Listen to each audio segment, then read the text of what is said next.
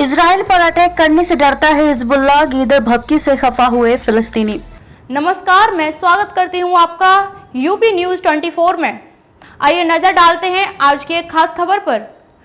Israel और Hamas के युद्ध के बीच अक्सर हिजबुल्लाह भी धमकी देता रहता है। हिजबुल्लाह का दावा है कि वह हमास की मदद कर रहा है। हिजबुल्लाह चीफ हसन नसरुल्लाह ने इजराइल के खिलाफ भाषण जरूर दिए, लेकिन अब तक खुलकर युद्ध का ऐलान नहीं किया गया है। लेबनान में रहने वाले फिलिस्तीनी हिजबुल्लाह के इस रवैये से निराश हैं। आपको बता दें कि गाजा के साथ ही इजराइल ने साउथ लेबनान के भी कई इलाकों पर बमबारी की थी। इसके बाद हिजबुल्लाह ने इसका जवाब भी दिया था। नसरुल्लाह का कहना है कि यह युद्ध जल्द खत्म होने वाला नहीं है। फिलिस्तीनियों को नागवार गुजर रहा हिजबुल्लाह का संदेश। हिजबुल्लाह सालों तक युद्ध चलने का दावा कर रहा है। वहीं बेरूत के आसपास साबरा और शातला में रहने वाले फिलिस्तीनी शरणार्थियों को ये संदेश नागवार गुजर रहा है।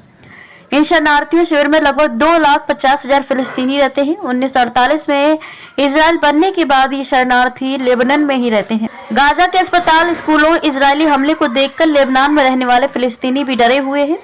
आपको बता दें कि गाजा में अब तक 11,000 लोग मारे जा चुके हैं, इसमें आधे बच्चे भी हैं। लेबनान में रहने वाले फिलिस्तीनी चाहते हैं कि हिजबुल्लाह इजराइल के खिलाफ युद्ध करे। 4 नवंबर को एक भाषण के दौरान नसरुल्लाह ने कहा था कि वह हमास के साथ खुलकर उतरेगा। हिजबुल्लाह ने इजराइल में मिसाइल अटैक भी किया था, जिसमें एक की जान चली गई थी।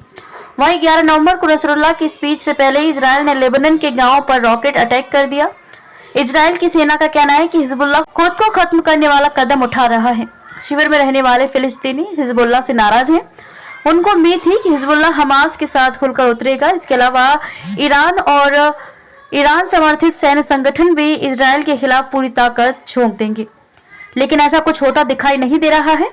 बताया जा रहा है कि नसरुल्लाह इसी तरह इजराइल को धमकाता रहेगा, लेकिन वह हमास के साथ युद्ध में शामिल नहीं हो रहा है। क्यों डर रहा है हिजबुल्लाह? हिजबुल्लाह और अटलांटिक काउंसिल थिंक टैंक के निकोलस ब्लानफोर्ड ने कहा कि हिजबुल्लाह अपने देश के हालात को देखते हुए भी मजबूर है। अपने भाषण में भी हिजबुल्लाह ने कहा था कि लेबनान में कई तरह की आवाजें उठ रही हैं, लेकिन वे सीमित हैं। लोगों का कहना है कि शायद नसरुल्लाह का इशारा समीर गियागिया की तरफ था, जो कि लेबनीज फोर्स पार्टी के ईसाई राजनेता हैं। उन्होंने एक टीवी इंटरव्यू के दौरान कहा था कि हमास का हमला बेहद निंदनीय है और इससे लेबनान के लोग भी मुसीबत में पड़ सकते हैं।